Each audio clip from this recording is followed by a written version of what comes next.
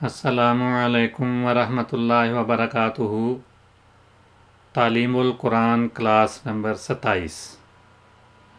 اس class میں ہم سورۃ البقرہ کی آیت نمبر 26، جس کو ہم پچھلی کلاس میں پڑھ رہے تھے، اسی سے ہم اس کلاس کو شروع کریں گے، اور جن الفاظ کی تشریح پچھلی کلاس میں ہو چکی ہے اس کے علاوہ اگلے الفاظ کی مزید تفصیل جاننے کے لیے ہم کوشش کریں گے۔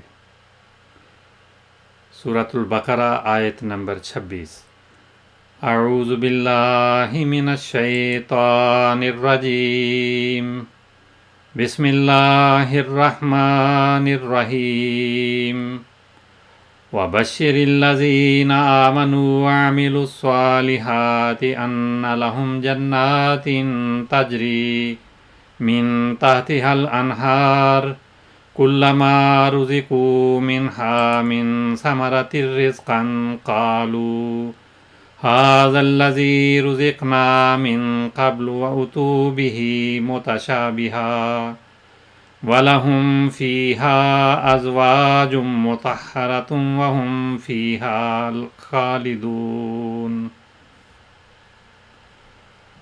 وَبَشِّرْ، اور تو خوشخبری دے دے، الذین، ان لوگوں کو جو آمنو، ایمان لائے، و اور عاملوا الصالحات، نیک اعمال بجا لائے، ان لہم، کہ ان کے لیے، جناتن، ایسے باغات ہیں، تجری من تحتها الانہار، جن کے دامن میں نہریں بہتی ہیں،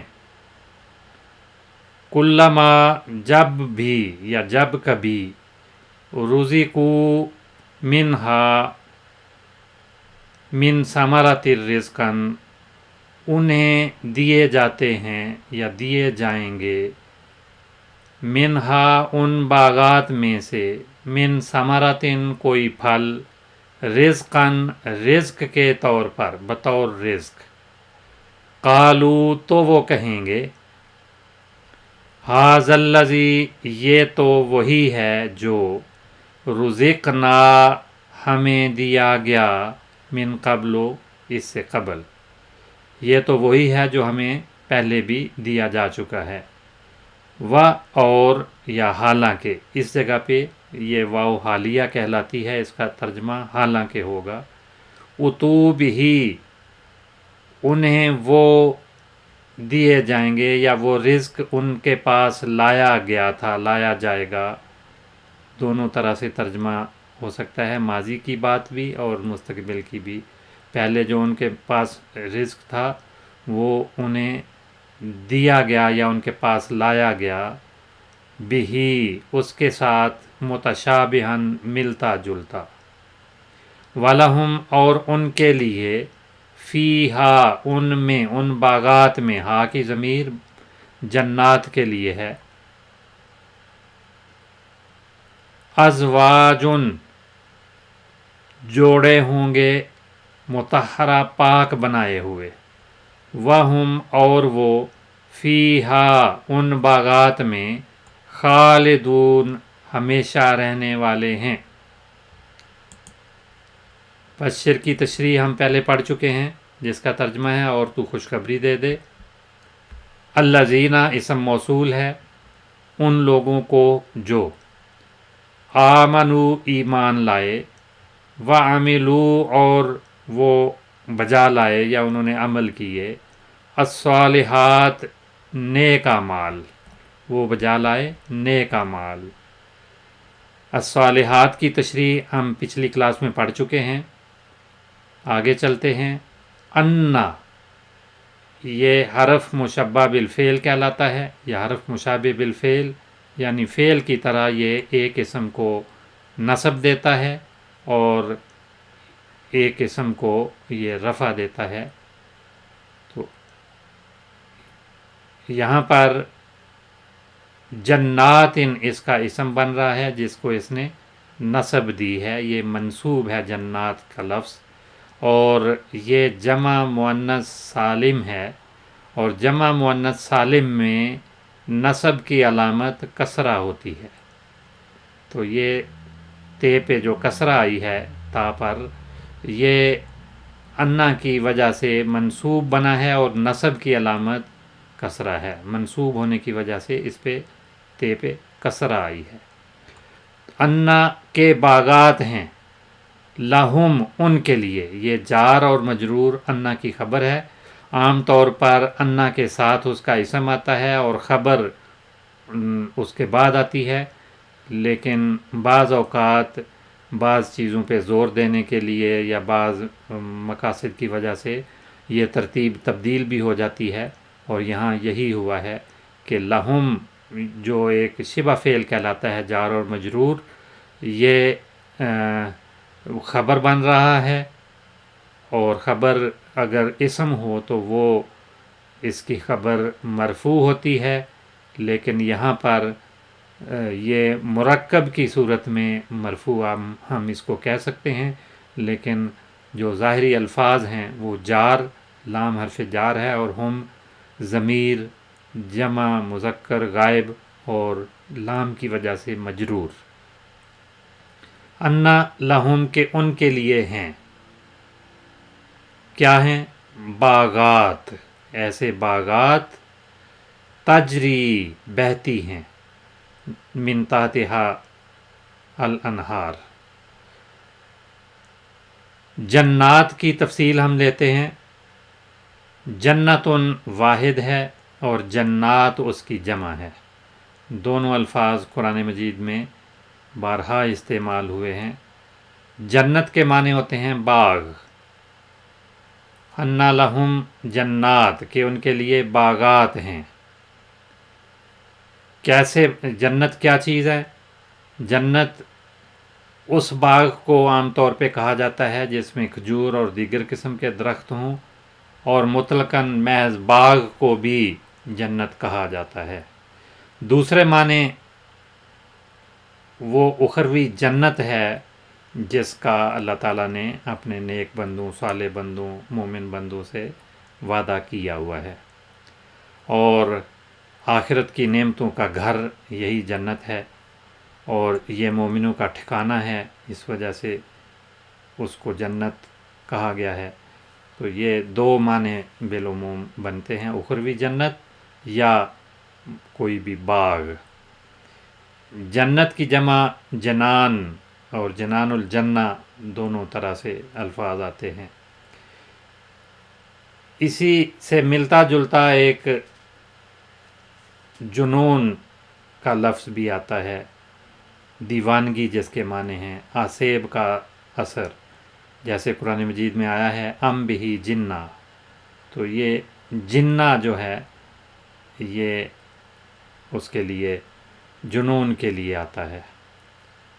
اور جنہ کا لفظ جن کی جمع کے طور پہ قرآن مجید میں استعمال ہوا ہے.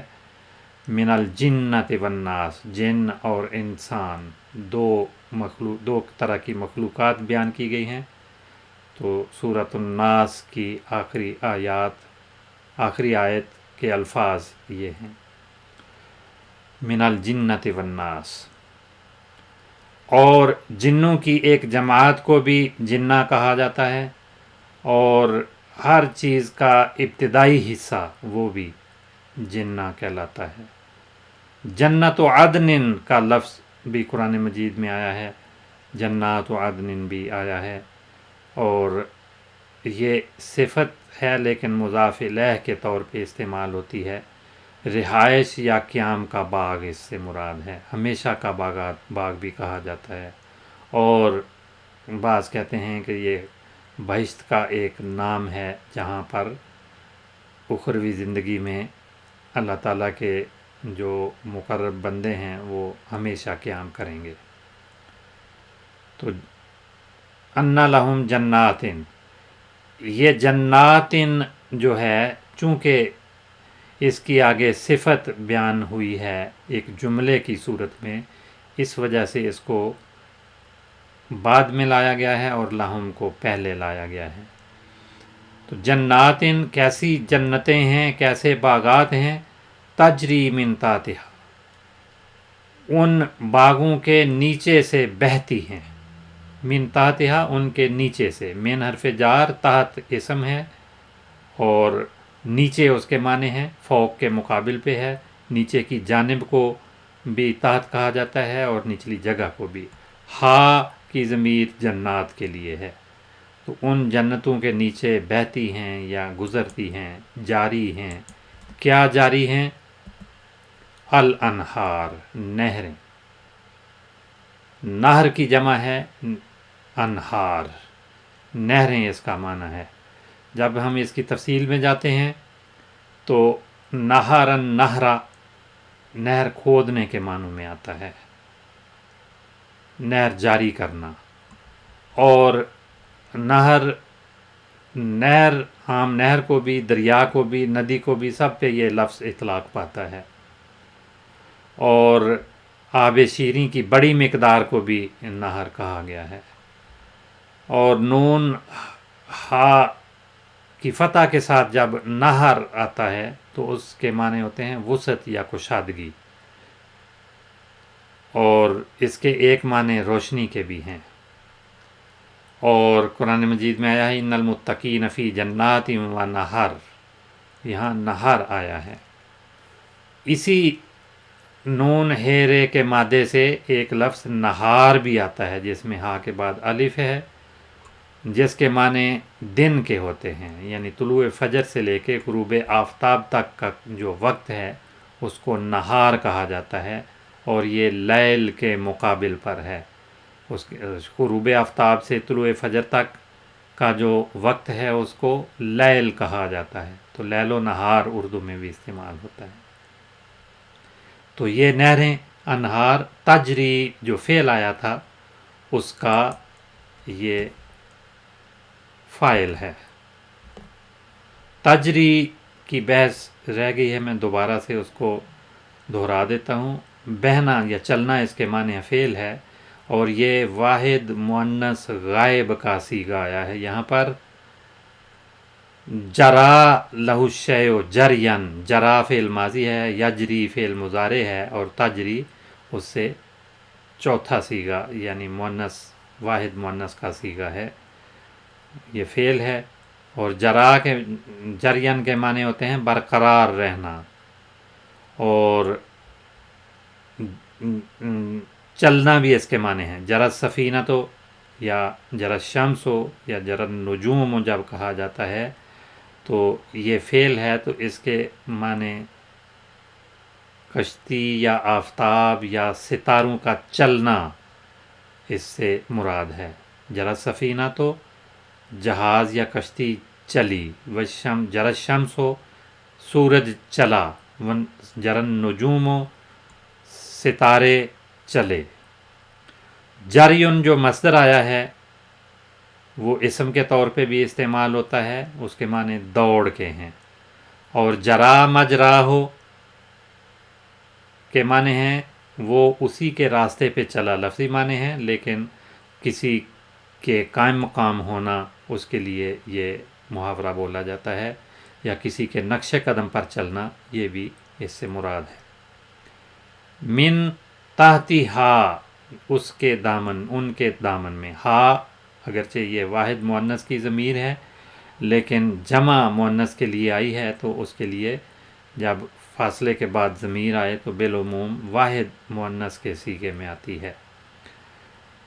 तो उन जन्नतों के नीचे से बहती होंगी क्या? अल अनहार, नहरें।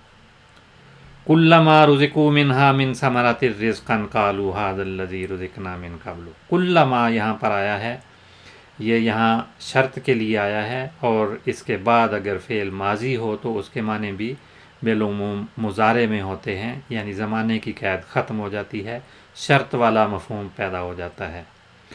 कुल्लमा जो है ये दो हरूफ का मुरक्कब है, कुल्ला और मा, इसके माने हैं जब भी। तो कुल के क्या माने होते हैं? ये कुल एक इसम है जिसके माने सब के हैं या तमाम के हैं या सारे, इससे इसके माने हैं। सब के सब भी इसके माने किए जाते हैं, और हर एक भी इसके माने बनते हैं। ये मुख्तलिफ़ जगहों पे मुख्तलिफ़ मानी आते हैं, جس طرح کا جملہ ہوگا اسی لحاظ سے ہمیں اس کو ملحوظ رکھنا ہوگا اور اس کے مطابق ترجمہ کیا جائے گا۔ کلّا جو ہے یہ مفرد مذکر ہوتا ہے اور ایک لفظ کے اعتبار سے یہ مفرد مذکر کہلائے گا، لیکن یہ ضروری نہیں ہے کہ اس کے معنی مذکر کے ہی ہوں یا مفرد کے ہوں، جمع کے لیے بھی یا مؤنث کے لیے بھی آ جاتا ہے۔ معنوں کے لحاظ سے یہ جو بھی اس کا مضاف الیہ ہوگا اس کے مطابق یہ مذکر بھی ہو سکتا ہے، مؤنث بھی ہو سکتا ہے۔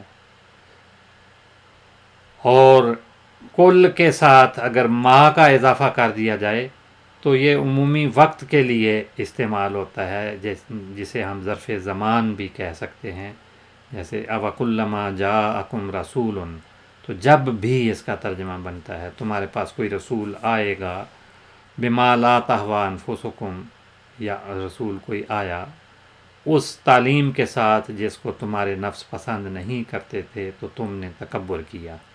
تو جب شرط کے لیے آ جائے تو بالعموم اس کے ساتھ دو فعل آتے ہیں، ایک فعل شرط کہلاتا ہے، دوسرا جواب شرط۔ لیکن یہاں چونکہ ماضی ہے، اعراب کی کوئی بحث نہیں کیونکہ ماضی مبنی ہوتے ہیں، اور اگر مضارع ہوں تو وہ مجزوم ہوتے ہیں۔ اور یہ لفظ کبھی صفت بھی بن جاتا ہے اور کمال کا فائدہ دیتا ہے، جیسے هو العالم کل العالم، کہ وہ کمال کا عالم ہے، ہر طرح کا علم اس کے پاس موجود ہے۔ تو یہاں کل عالم کی صفت بنی ہے، لیکن معنی اس کے تمام کے نہیں ہیں، بلکہ اس میں کمال ہونے کا مفہوم شامل ہو گیا ہے۔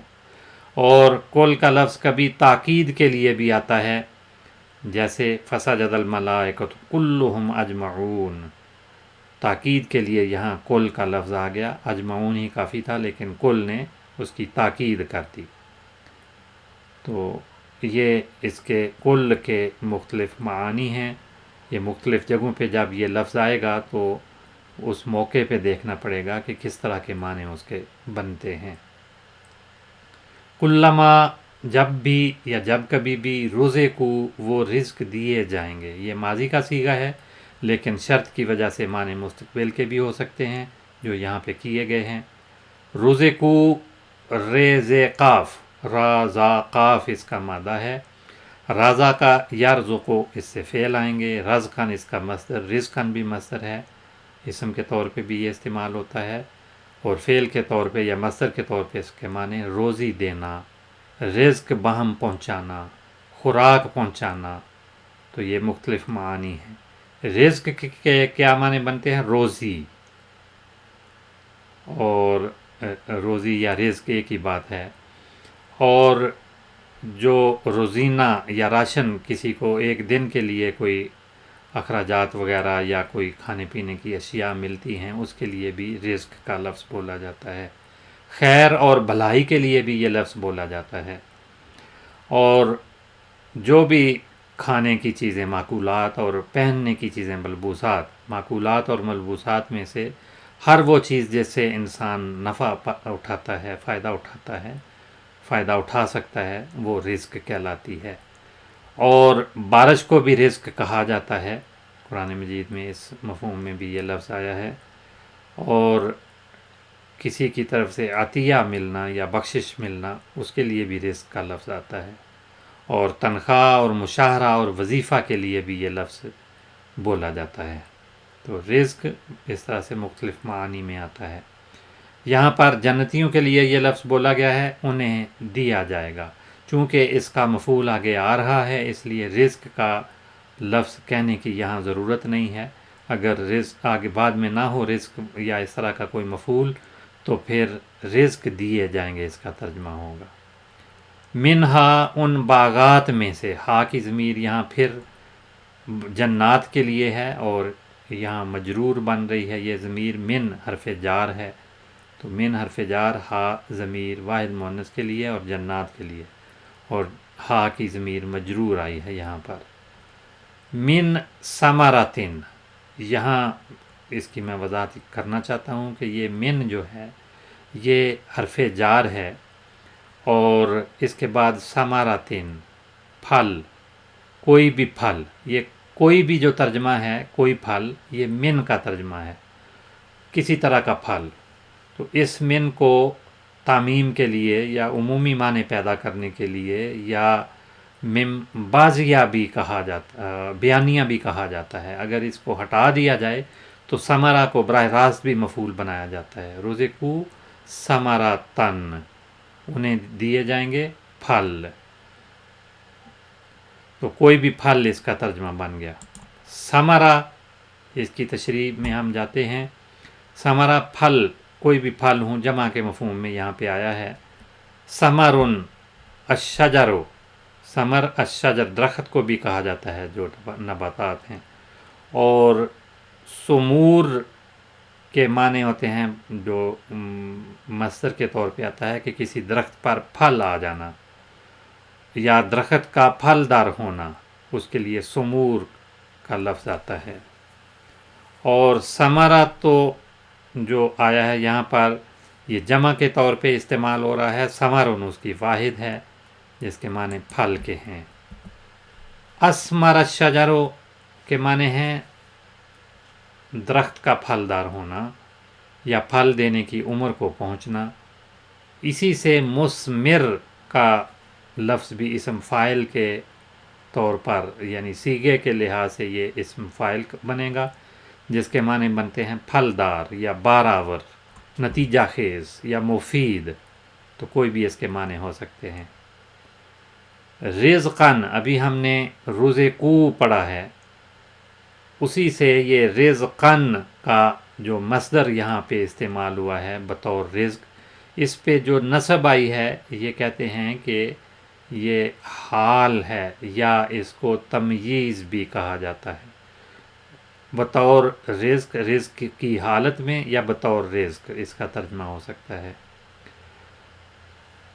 یعنی وضاحت کے لیے آئے تو پھر تمییز کہا جائے گا، اور اگر حالت یا کیفیت بیان کرے تو پھر وہ اسم حال کہلاتا ہے۔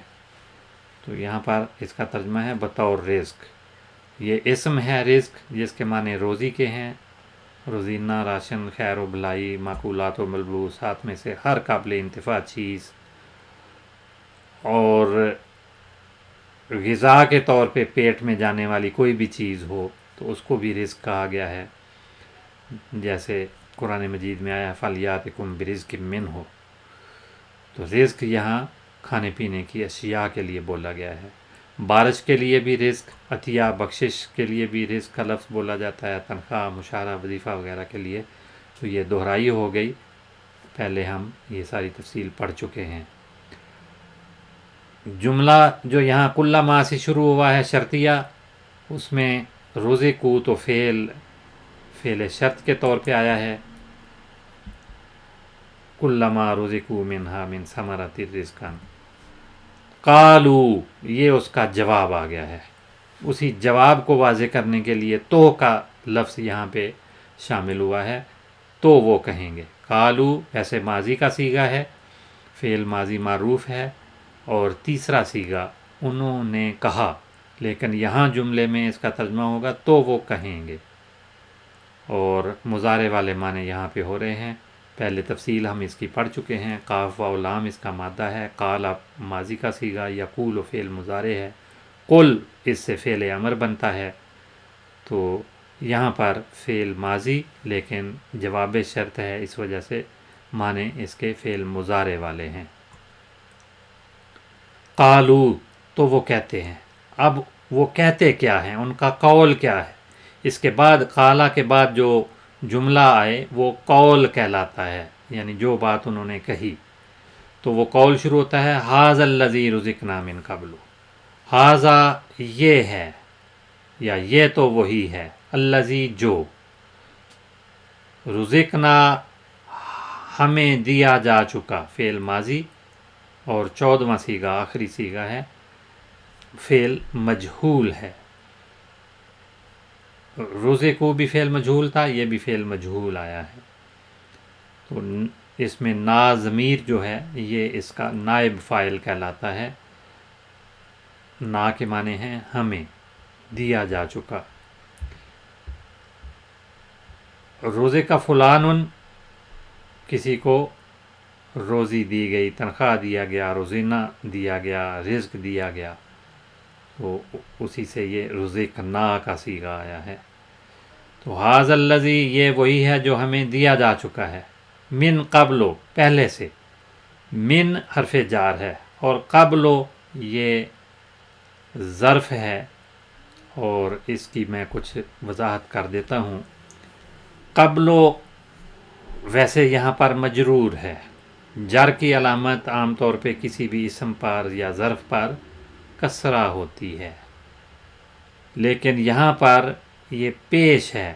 یہ کہتے ہیں کہ یہ جب مفرد آئے، مضاف نہ ہو، تو یہ مبنی ہو جاتا ہے، اور اس کی بنا ضمہ کے ذریعے ہے، یعنی بنا کی علامت مبنی.